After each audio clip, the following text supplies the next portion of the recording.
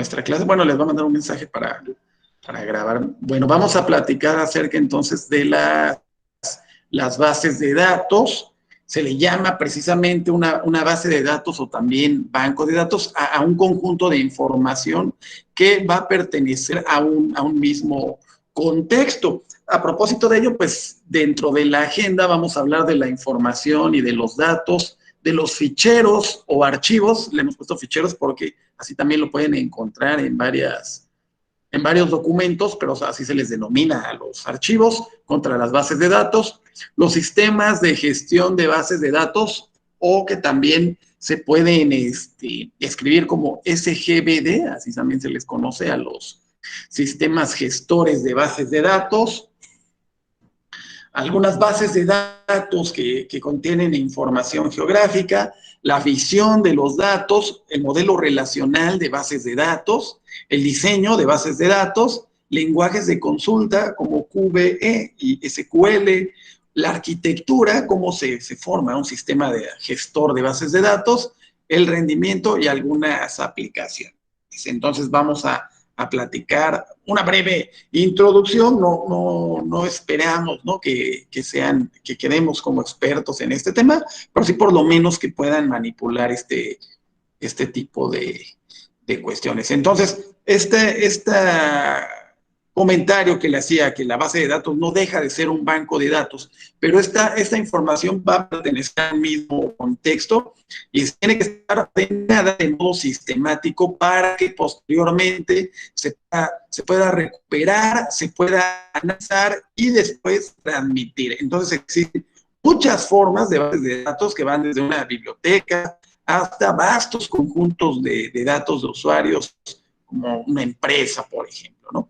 Entonces, estas bases de datos son el producto de la necesidad humana de almacenar información, y por eso aquí hablamos de la información y de los datos. La información se registra mediante los datos. Los datos se pueden mecanizar. Entonces, la idea es preservarlo contra el tiempo, el deterioro, y para poder acudir a ellos posteriormente. En ese sentido, la aparición de la electrónica y la computación brinda el elemento digital indispensable para poder almacenar estas enormes cantidades de datos en espacios físicos limitados, gracias a su conversión en señales eléctricas o también magnéticas. Entonces, por aquí viene, los datos se interpretan para obtener la información.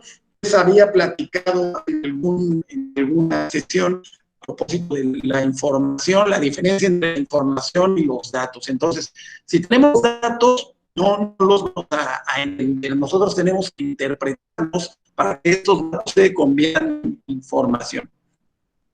Esta interpretación depende de la persona y no se va a poder mecanizar, por lo tanto es necesario un almacenamiento persistente, y el manejo de la base de datos se lleva mediante sistemas de gestión llamados Database Management Systems, o que los podemos encontrar como DBMS, o como les había escrito anteriormente, SGBD, que es lo mismo, sistemas de gestión de bases de datos. Entonces, esta es la forma en la que los vamos a mantener actualmente, que permite precisamente el almacenamiento ordenado y la rápida recuperación de la información. Esta tecnología se halla el principio mismo de la informática, porque esta es la idea de la informática.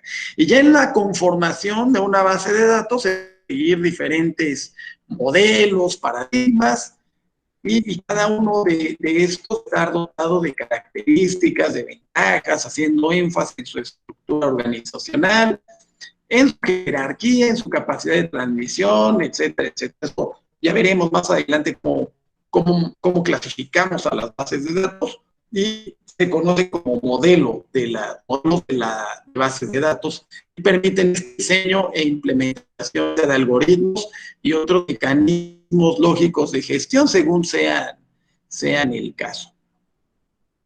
Entonces, la información, regresándonos al tema de los datos, la vamos a clasificar en atómica y estructurada. En el caso de la atómica, hablamos de números y cadenas de caracteres. En este caso son números enteros o de punto decimal, aquí les llamo coma flotante, pero también llamados de sistemas decimales, y cadenas de caracteres. Por ejemplo, un nombre completo, por ejemplo, Cristiano Ronaldo, pues es una cadena, el nombre es una cadena de caracteres, o cualquier nombre que quieran ustedes ilustrar. Esto no deja de ser este tipo de información, no deja de ser de tipo atómica, y también tenemos el tipo de información que es estructurada. Aquí ya hablamos de números, por ejemplo,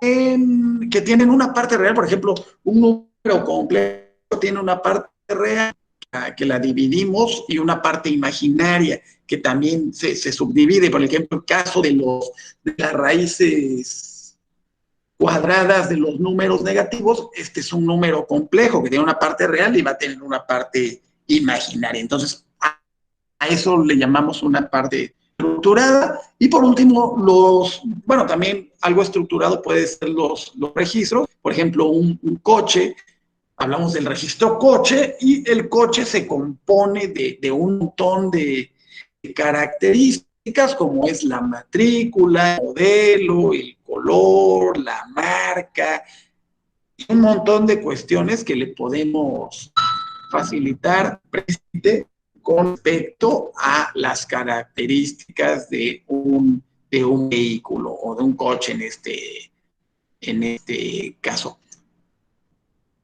Bueno, aquí habíamos hablado también de esta información geográfica y espacial, pero antes tenemos que mencionar, hablábamos de la atomicidad, cuando hablábamos de esta propiedad que asegura que una opción se realiza o no se realiza.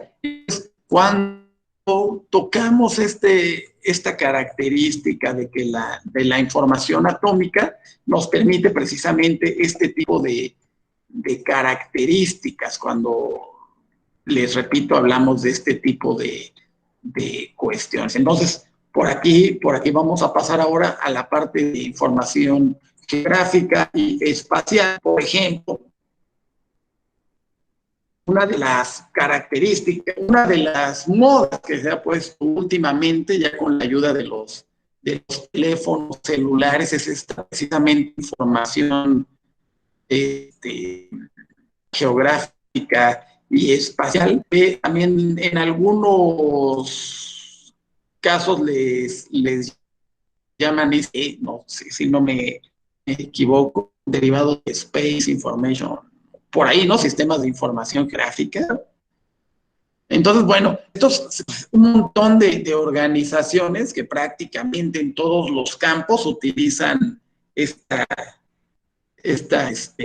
GIS sería, no, les dije SIG, sería Geographic Information System, me parece que se denomina, y este marco de trabajo es para reunir, gestionar y analizar datos, y está muy arraigado en la ciencia geográfica. Estos GIS o SIG integra diversos tipos de datos y analiza la información espacial, organiza también capas para su visualización utilizando mapas y escenas en 3D. Con esta capacidad única se revela el conocimiento más profundo escondido en los datos, ya sean patrones, relaciones y situaciones o a usuarios a tomar decisiones más inteligentes. Esto lo podemos poner un ejemplo de este tipo de cuestiones en la navegación. Estos sistemas como el Waze o como Google Maps, que si usted va manejando, normalmente le da la ruta más corta para llegar a un punto. Si en algún momento existiera bastante tráfico, pues decir, no, ¿sabes qué? Pues no te vayas por acá, ¿no? Entonces, dentro de estas características que cambian la forma en que el mundo funciona, pues identifica problemas, monitorea cambios, gestiona y da respuesta a emergencias, realiza estas predicciones de decirte, si sales de Teotitlán o de Tehuacán o de Puebla a las 4 de la tarde, vas a llegar a Acapulco a las 10:25 de la noche, ¿no? Entonces, pues con esto establecemos prioridades y también se comprenden algunas tendencias, por ejemplo, ayudando a generar o a ganar conocimiento a partir de datos que podrían perderse a lo mejor en una hoja de cálculo común. Entonces, la base de datos permite este tipo de información geográfica y espacial. Y esta sería una de las formas en las que funcionaría, ¿no? De que se pudieran almacenar estos objetos, así como la representación. Estos datos vectoriales, en los cuales tendríamos un punto X1 y un punto Y1 que podríamos coincidir por acá. Y para el 2, pues un punto X2 y un punto Y2. Cuando hablamos de una figura de 3 lados, pues también tendríamos ya 3 puntos. Cuando hablamos ya de una figura de mayor cantidad de lados, ya dense cuenta que encontramos una complejidad un poco mayor. Y cuando esta misma figura empezamos a interrelacionar cada uno de sus vértices, pues vamos a encontrar también una complejidad que va a abarcar una representación mayor. Entonces, para representar cuestiones como las que estamos viendo en pantalla, es necesario un análisis de datos bastante complejos. Entonces, por ello, es importante el manejo de estas bases de datos. Y al comparar un archivo o un fichero con una base de datos, hace tiempo, ¿no?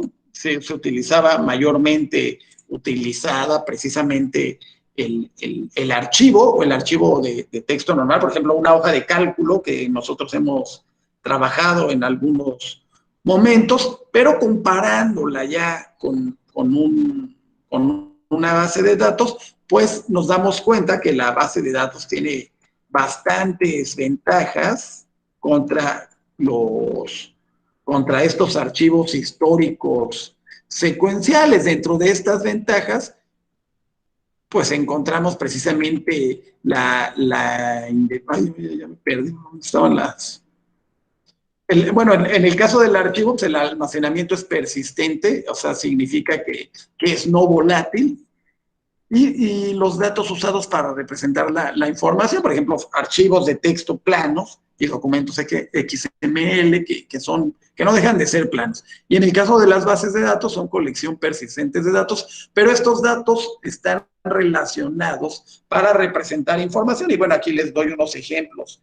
Por ejemplo, Access, que es en teoría una base de datos que no es tan utilizada como tal, como una base de datos, pero de manera, digamos, profesional, pero llega a darnos algunas buenas opciones. Bueno, también tenemos SQL Server, MySQL, Postgres, Oracle y demás, ¿no? Entonces, dentro de estas ventajas de los sistemas de bases de datos, tenemos lo que les decía de la independencia de los datos respecto a tratamientos, así como y viceversa, porque esto se refiere a que la mutua independencia de datos y tratamientos lleva a que un cambio de estos últimos no imponga un nuevo diseño de la base de datos. Reducción de la redundancia, ya que debido a que la información en una base de datos se consulta y almacena una sola vez, en la manipulación de los mismos datos, los resultados de todos ellos van a ser coherentes y perfectamente separables. Entonces, también la reducción de la redundancia nos apoya en este sentido, además de una mejor disponibilidad de los datos para los usuarios. Esto cuando se aplica estas metodologías de bases de datos, mayor valor informativo. Uno de los objetivos precisamente de la base de datos es que reflejen el mundo real, obligando a que los datos estén interrelacionados, por lo que el valor informativo de todo el conjunto va a ser superior a la suma del valor informativo de los elementos individuales que constituyen. Por ello, es mucho mayor este valor informativo. También es mejor y más normalizada la documentación de la información, la cual se integra con los datos. Aquí les plasmo, ¿no? Cómo se utilizaban anteriormente el manejo. Dense cuenta, tenemos un fichero A, nuevamente el fichero B, que más o menos sería el mismo fichero A, pero ya con alguna cuestión redundante, y el fichero C con los datos. Entonces, el programa A, que era el descriptor de archivos, se iba al archivo 1, el programa B se iba al archivo B y el programa C se iba nuevamente a otro archivo C. Entonces teníamos que pasar, ¿no?, por estos 3 archivos que tendrían que en un momento ser iguales. Entonces, si yo quería modificar con este o con alguno otro, pues podía pues causar algún tipo de conflicto. Por eso esta reducción también del espacio del almacenamiento, pues sí es bastante, ¿no? Por ejemplo, cuando ya hablo de una base de datos donde ya tenemos, pues digamos que todos estos datos, pero en una sola, entonces el descriptor de los datos es el encargado ya de manipular todas estas cuestiones que teníamos que hacer aquí. Y los 3 programas pues ya ingresan directamente a este descriptor de los datos. Entonces, otra de las características es precisamente la secuencialidad, el acceso serializado que tenían, por ejemplo, cuando hablábamos de un archivo, no podíamos tener esta multiusuarios y que al mismo tiempo estuvieran manipulando todos los usuarios. El acceso era serializado, entonces aquí los ven haciendo cola para ingresar al archivo, y si alguien estaba utilizando el archivo, pues no se podía modificar, porque tenía pues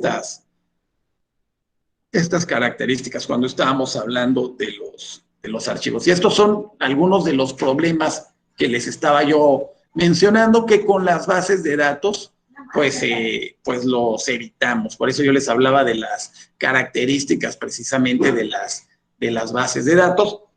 Y llegamos precisamente a esta parte de la atomicidad, cuando estaba yo hablando precisamente de las bases de datos. La atomicidad no deja de ser más que la propiedad que asegura que una propiedad se realiza o no se realiza, y por lo tanto, ante un fallo del sistema no puede quedarse a medias. Podemos decir que una operación es atómica cuando es imposible para otra parte de un sistema encontrar pasos intermedios. Por ejemplo, si yo voy al cajero automático, no sé si les ha pasado que van al cajero y dicen, ¿sabes qué? Dame 2,000, bueno, no le dicen, pero le escriben ahí que les dé 1,000 pesos o 2,000 pesos. ¿Qué pasa si se va la luz antes de que les entregue el dinero? ¿O se ejecuta la característica, perdón, la operación, o no se ejecuta la operación? Les pregunto para que no se duerman, ¿no? Imagínense, bueno, se los vuelvo a preguntar, van al cajero, ejecutan que les dé 1,000 pesos, pero antes de que se vaya a realizar, se va la luz. ¿Qué creen que ocurra? ¿Les descuenta de su saldo? Porque ya no les va a dar el dinero, pero ¿creen que les descuente el saldo de su tarjeta o no?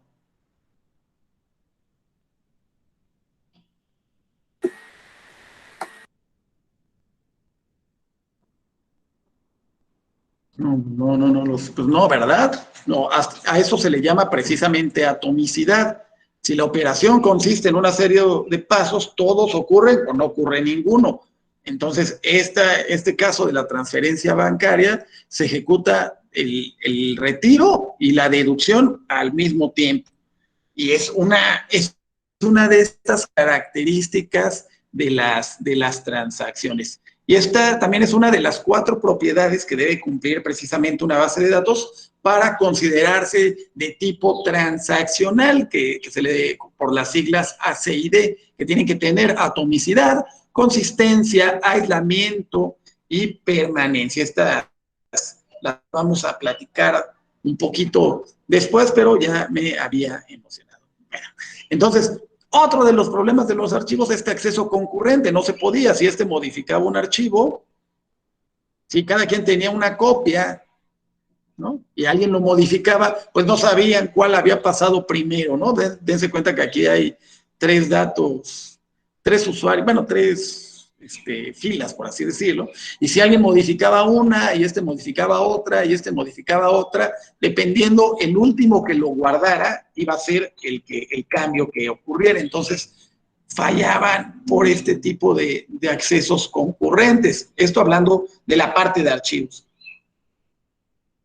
Y las bases de datos solucionan este tipo de problemas con los archivos. Sin embargo, tampoco sustituyen los archivos en todas las aplicaciones. Por ejemplo, hay archivos temporales, también bases de datos se implementan con algunos archivos, y aquí hay algunas veces en donde sí los archivos se prefieren a los sistemas de gestión de bases de datos. Por ejemplo, cuando la base de datos y la aplicación es simple, bien definida, y si no tiene visos de cambio, cuando los requisitos de tiempo real no pueden cubrir precisamente un sistema de gestión de bases de datos, o si no requerimos un acceso concurrente, si únicamente vamos a hacerlo localmente también no es tan complicado. Entonces, bueno, cuando hablamos de un sistema gestor de bases de datos, la idea es tener al mismo tiempo uno, dos, tres, la cantidad de usuarios que quieran, ingresando a al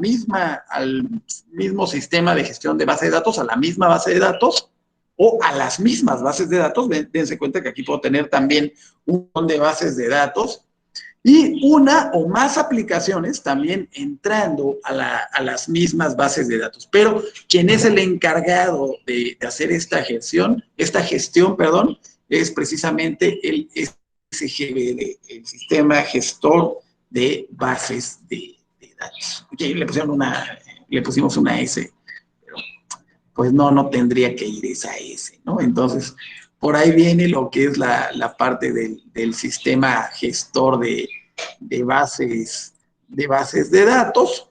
Entonces, dentro de los tipos de los sistemas gestores de bases de datos, tenemos los relacionales, los orientados a objetos, geográficos, temporales, XML, entonces un montón, ¿no? Entonces los podemos clasificar según su variabilidad, que esto es conforme a los procesos de recuperación y preservación de los datos. Aquí pudiéramos hablar de bases de datos, perdón, estáticas y bases de datos dinámicas. En el caso de las estáticas, son las típicas de la inteligencia empresarial y otras áreas de análisis histórico. Son bases de datos prácticamente de solo lectura, de las que solo se puede extraer información, pero ya la idea ya no es modificar lo que existe. Este es el caso de las estáticas, que ya no podemos modificar. Las bases de datos dinámicas, aparte de las operaciones básicas de consulta, estas también nos permiten manejar procesos de actualización, de reorganización, de añadidura y de borrado de información. También tenemos, según su contenido, las pudiéramos clasificar de acuerdo a la naturaleza de la información contenida. Aquí pueden ser bibliográficas, de texto completo, directorios o especializadas. En las bibliográficas, pues, contenido diverso, ¿no? Material de lectura, libros, revistas, etcétera. De texto completo, aquí se manejan contextos históricos o documentales, cuya preservación debe ser a todo nivel y se consideran fuentes primarias. Directorios, que son listados enormes de datos personalizados o direcciones de correo electrónico, teléfonos, etcétera. Y especializadas, que son bases de datos hiper especializadas o técnicas pensadas a partir de la necesidad puntual de un público determinado que pues va a consumir dicha información. Entonces, los sistemas de gestión de bases de datos van a proporcionar la congruencia, la integridad, así como la seguridad. Yo les había hablado también del aislamiento, de la permanencia, así como de la atomicidad, que también en algún momento nos permiten integrar en un sistema de gestión de base de datos, pero estos CIS, concurrencia, integridad y seguridad, también para que lo tengan en mente, ¿no? Entonces, ¿a qué nos referimos con la concurrencia? Si alguien está, por ejemplo, este usuario tiene esta tabla de una base de datos, se está leyendo la tercera fila, que sería esta, dice, bueno, esta es la tercera fila, ¿no? Y este dice, voy a cambiar la sexta, bien, se lo vemos a la sexta, y este la puede estar cambiando. Y este está leyendo la octava, 1, 2, 3, 4, 5, 6, 7, 8, y al mismo tiempo la puede modificar, también la puede realizar sin ningún problema. A esto nos referimos con la concurrencia a niveles de fila. Las transacciones también, la unidad como una unidad de trabajo, por ejemplo, si un programa transfiere, aquí estamos hablando en euros, 1,000 euros desde una cuenta a la cuenta B. Este era el ejemplo que les mencionaba hace ratito. Si alguien quiere hacer una transacción, tenemos que confirmar una vez que hacemos el commit, ya podremos realizar precisamente la transferencia hasta que nos mande el rollback en el que diga, ¿sabes qué? Sí, ahora sí ya está actualizada, ya no hay 1,000, ahora hay 2,000 y aquí se quedó con 3,000 una vez que se realizó la transferencia. A esto también nos referíamos con la parte de la atomicidad. Entonces, vamos a dejar hasta aquí esta primera parte relacionada a las bases de datos y continuaremos en la próxima, ¿sale?